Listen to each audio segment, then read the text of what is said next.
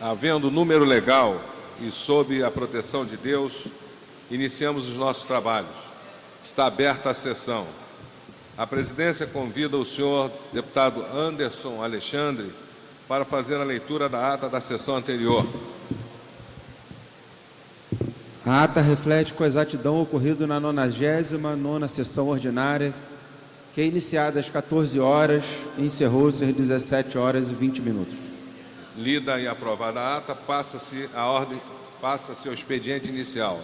O primeiro orador inscrito é o deputado Anderson Alexandre. Vossa Excelência dispõe do tempo regimental.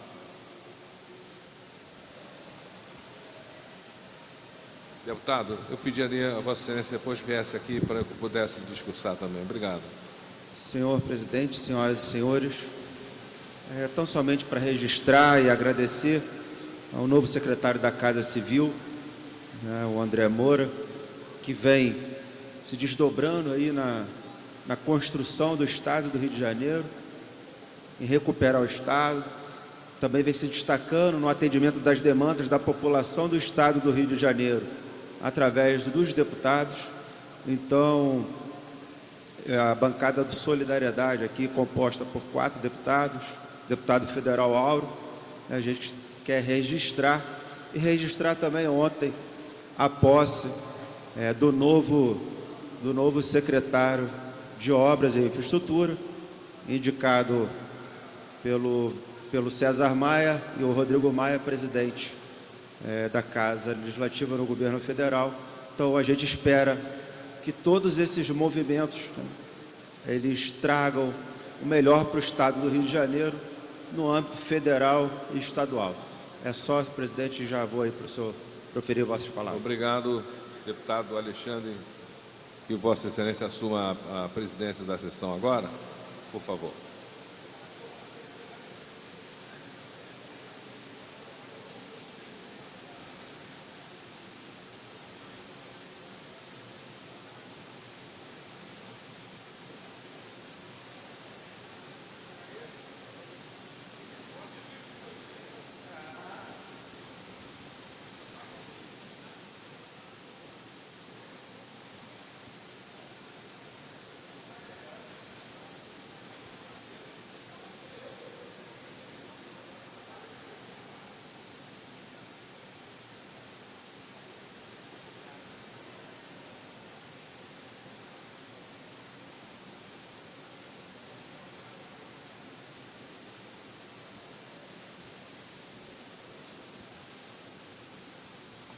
Com a palavra, o deputado Silas Malafaia. Samuel Malafaia, perdão. Silas é nosso amigo.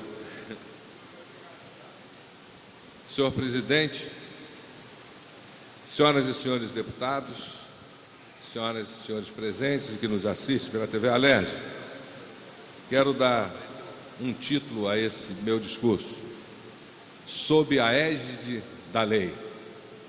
Um país que não cumpre suas leis, senhor presidente, é um país fadado a injustiças, ao descrédito dos cidadãos pelas instituições e sujeito à baderna.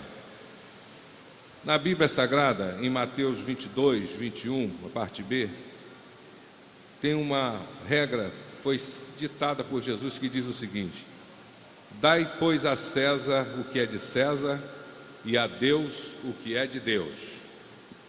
Jesus está falando sobre o pagamento dos tributos. Essa é a mais importante obrigação de um cidadão para com o Estado. Dos impostos depende o funcionamento de toda a engrenagem e produção de um governo. Jesus, pois, não estava falando apenas de um tributo, mas de nossas obrigações com o Estado, enquanto cidadãos, e obrigações com Deus enquanto filhos de Deus. Para dar alguma coisa para Deus, eu preciso conhecer seus estatutos, que estão aqui na Bíblia Sagrada. Para dar alguma coisa para o Estado, cumprir com as nossas obrigações, precisamos conhecer as leis. Dentre todas elas, a mais importante no nosso país é a Constituição Federal de 1988, que está em vigor. Vamos citar como exemplo algumas leis da Constituição muito importantes e que têm que ser cumpridas por estar em vigor e que só podem ser modificadas pelo Congresso Nacional através de um mecanismo que se chama PEC, Projeto de Emenda Constitucional, ou pela convocação de uma Assembleia Constituinte. Vejam uma lei importante sobre os direitos dos cidadãos. Artigo 5º da Constituição. Todos são iguais perante a lei, sem distinção de qualquer natureza, garantindo-se aos brasileiros e aos estrangeiros residentes no país a inviolabilidade do direito à vida, à liberdade, à igualdade, à segurança e à proteção, à propriedade. O inciso 4º diz que é livre a manifestação do pensamento. Senhoras e senhores, deputados, deputadas, quem pode mudar isso? Quem pode fazer ao contrário do que aqui está determinado? Se alguém assim proceder, nós temos o direito de irmos aos tribunais e clamarmos pelo restabelecimento da ordem. Vamos ver o que fala a Constituição sobre as religiões e os cultos. Artigo 5º, inciso 6º. É inviolável a liberdade de consciência e de crença, sendo assegurado o livre exercício dos cultos religiosos e garantida na forma da lei a proteção dos locais de culto e suas liturgias. Vejam o inciso 8º da Constituição Federal. Ninguém será privado de direitos por motivo de crença religiosa ou de convicção filosófica ou política. Eu pergunto, alguém vai ter o direito de extinguir essas cláusulas mandatórias, por mais importante ou popular que esta pessoa seja, ou esse grupo seja? Não, é a nossa lei, é a Constituição Federal. Vamos ver sobre reuniões em público.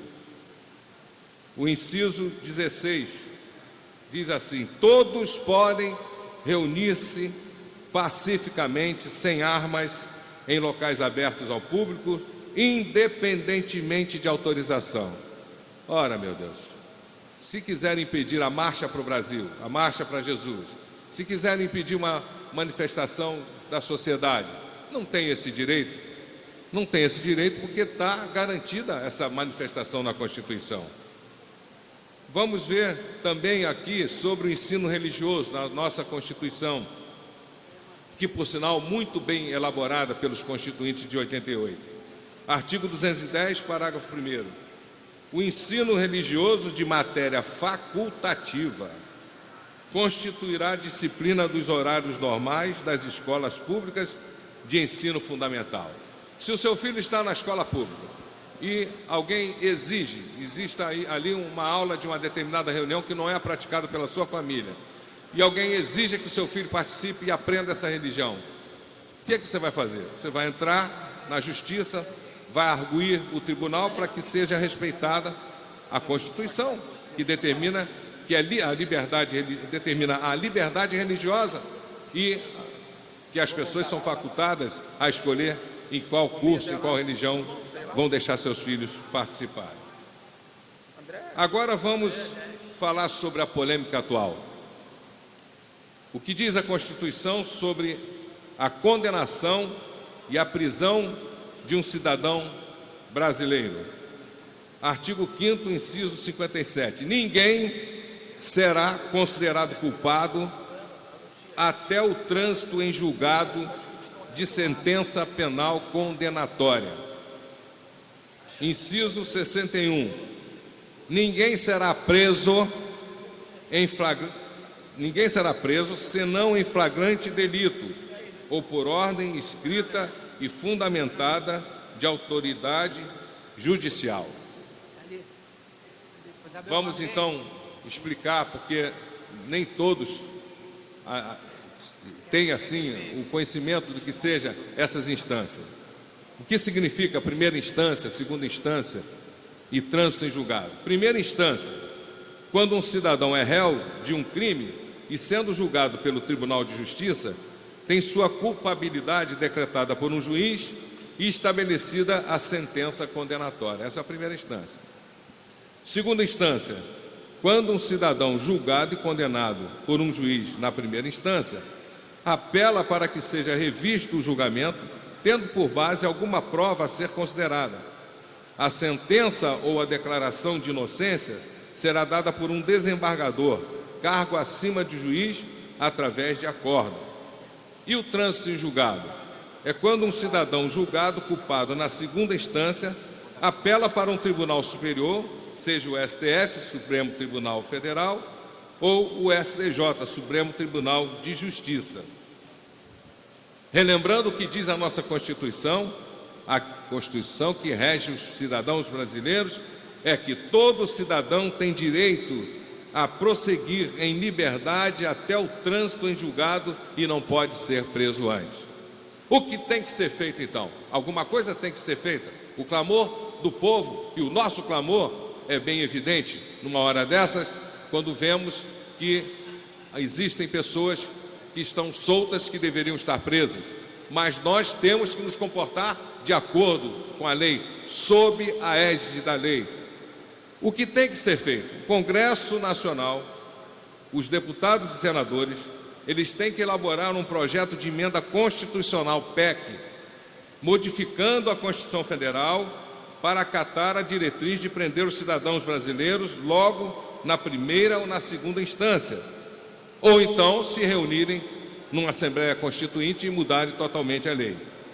Agora, o que fez o STF? O que a Suprema Corte fez? O STF zerou a questão para seguir o que está expressamente definido na Constituição Federal. Foi objeto de preocupação, certamente, alguns abusos cometidos na definição de quem vai preso ou não vai preso. E pensou-se certamente que no futuro poderiam ocorrer aberrações de desrespeito à Constituição Federal. Logo, cabe aos deputados federais e senadores a necessidade da reforma da lei. Mas desde 1988, nenhum deles solicitou essa reforma, apesar de ser um instrumento permitido a qualquer um deputado ou senador, desde que tenha o apoiamento de seus colegas parlamentares. Portanto, senhores deputados e deputadas, senhor presidente, esperamos que os deputados e senadores, dessa vez, pressionados e sensíveis ao clamor da opinião pública, produzam essa mudança na Constituição Federal com a máxima urgência.